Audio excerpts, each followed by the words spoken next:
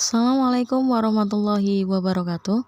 Selamat pagi, salam sejahtera bagi kita semua. Alhamdulillah kita bisa bertemu lagi dalam PJJ PCOK.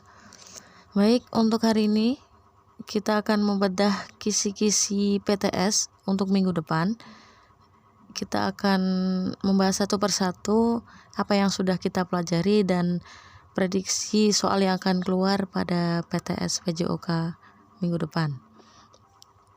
Dan sebelum masuk ke bedah kisi-kisi, ada satu tambahan materi pada materi jalan cepat. Oke, langsung saja kita bahas materi lanjutannya terlebih dahulu. Untuk 2 minggu yang lalu, saya sudah membahas dari pengertian sampai dengan teknik dasar dan hal-hal yang harus kalian perhatikan ataupun kalian hindari ya dalam materi jalan cepat. Nah, untuk tambahannya ini ada tambahan pada tahapan jalan cepat ya. Ada tahapan-tahapannya, itu ada 4 fase ataupun 4 tahapan yang ada pada jalan cepat. Oke, untuk fase yang pertama itu ada fase tumpuan kedua kaki. Itu di mana kaki bagian depan itu harus selalu menyentuh tanah terlebih dahulu sebelum kaki bagian belakang diangkat. Karena dalam jalan cepat itu tidak ada yang namanya fase di mana melayang di udara ya, itu tidak boleh dalam jalan cepat. Yang kedua ada fase tarikan, di mana setelah kaki depan menyentuh tanah, itu kaki belakang harus segera ditarik maju ke depan untuk menyentuh tanah, dan begitu pula seterusnya. Kemudian yang fase ketiga itu ada fase di mana pinggang atau posisi badan itu sejajar antara bahu dan pinggang. Dan yang terakhir itu ada fase dorongan, di mana itu dilakukan dengan tujuan untuk mempercepat langkah dengan memberi dorongan ke tubuh serta ke kaki. Ya, jadi ada 4 tahapan atau 4 fase dalam melakukan jalan cepat. Kalian harus bisa memahaminya ya dari keempat fase itu. Ada fase tumpuan kedua kaki, fase tarikan, fase relaksasi, dan yang terakhir ada fase dorongan. Oke. Itu saja materi tambahannya. Jika dirasa belum jelas, kalian bisa membuka atau mencari melalui sumber referensi lainnya di internet maupun di buku paket yang sudah kalian pegang ya. Kemudian kita lanjut ke bedah kisi-kisi. Untuk filenya nanti saya kirim secara terpisah agar kalian bisa lebih mudah dalam membacanya. Di sini saya hanya akan menjabarkan atau menjelaskan per indikatornya ya. Yang pertama, karena kita mempelajari 2 kompetensi dasar, itu yang pertama itu ada permainan bola besar ya. Kita sudah belajar tentang sepak bola.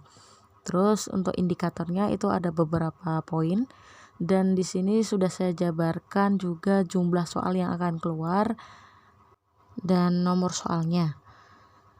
Oke, yang pertama, untuk indikator pertama itu ada pengertian dan asal-usul permainan sepak bola.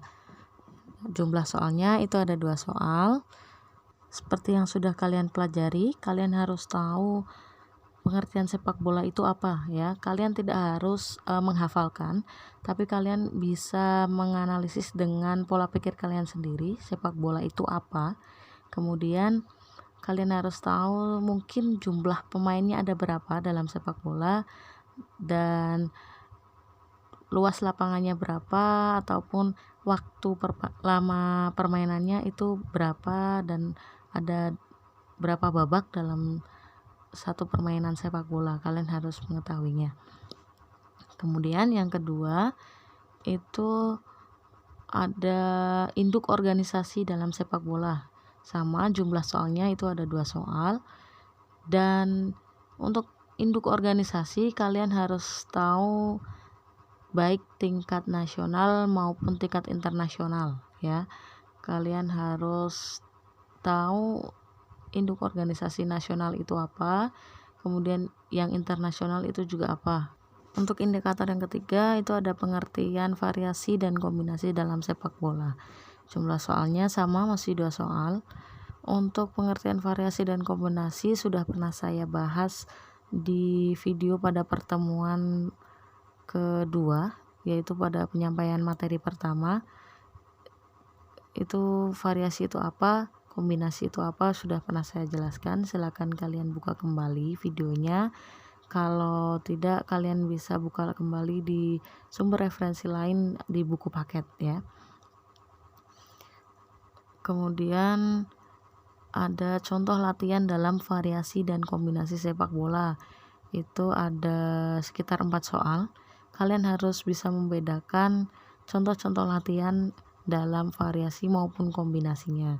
Seperti contoh gambar yang sudah saya share.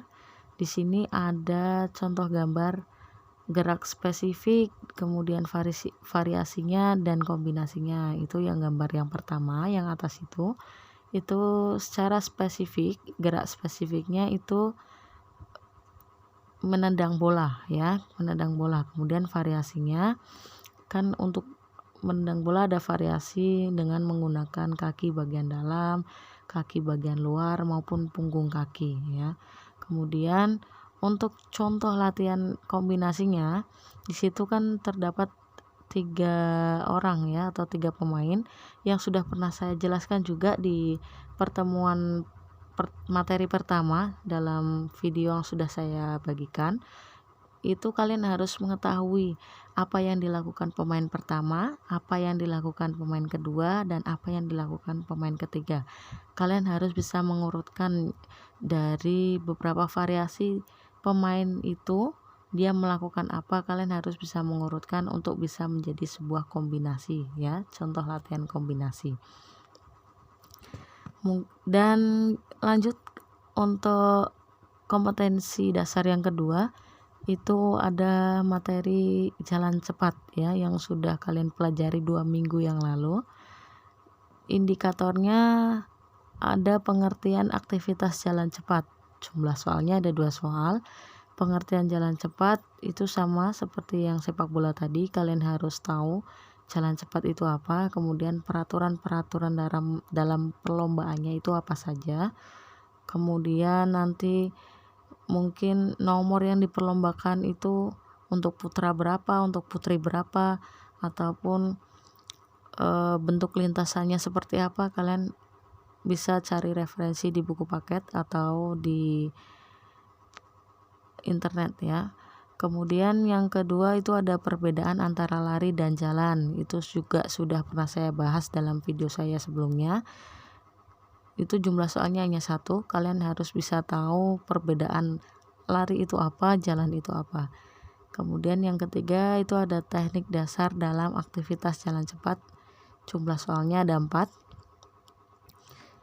Yang harus kalian ketahui itu teknik dasar dalam jalan cepatnya itu ada apa aja, dan pengertiannya juga kalian harus bisa pahami. Misal dalam teknik jalan cepat kan ada teknik posisi badan, teknik ayunan lengan ya. Startnya yang digunakan itu start apa, kemudian posisi badannya itu harus bagaimana, kalian harus bisa tahu. Kemudian ada tahapan dalam jalan cepat, itu sudah saya bahas tadi di slide yang pertama ya. Kalian harus bisa hafal tahapan-tahapannya apa aja, pengertiannya apa saja. Dan yang terakhir itu ada hal-hal yang perlu dihindari dalam aktivitas jalan cepat, baik itu yang dihindari maupun yang diutamakan dalam jalan cepat sudah saya bahas juga di materi sebelumnya. Hal-hal yang perlu dihindari dalam jalan cepat itu apa, kemudian yang diutamakan itu apa aja. Misalnya yang dihindari kan tidak langkahnya terlalu pendek, mungkin badan agak condong ke belakang ataupun ke depan ya. Itu kalian bisa buka lagi buku paketnya ataupun video, bisa kalian tonton lagi untuk mengingat materi yang sudah kita pelajari sebelumnya ya. Dan di sini ada satu quote ya, yaitu belajar memang tidak lantas membuat kita sukses, tapi kebanyakan orang sukses adalah pembelajar sejati. Mungkin kalian belajar itu tidak bisa langsung membuat nilai kalian bagus ya. Apa yang kalian pelajari mungkin tidak pastinya akan keluar, tetapi menjadi orang sukses atau bisa mendapatkan nilai yang bagus itu juga bekal dari belajar ya. Kalian tidak boleh malas untuk membaca. Dan mungkin itu saja yang bisa saya sampaikan hari ini. Terima kasih atas perhatiannya dan selamat belajar. Semoga kalian bisa mengerjakan soal PTS PJOK dengan baik. Terima kasih. Wassalamualaikum warahmatullahi wabarakatuh.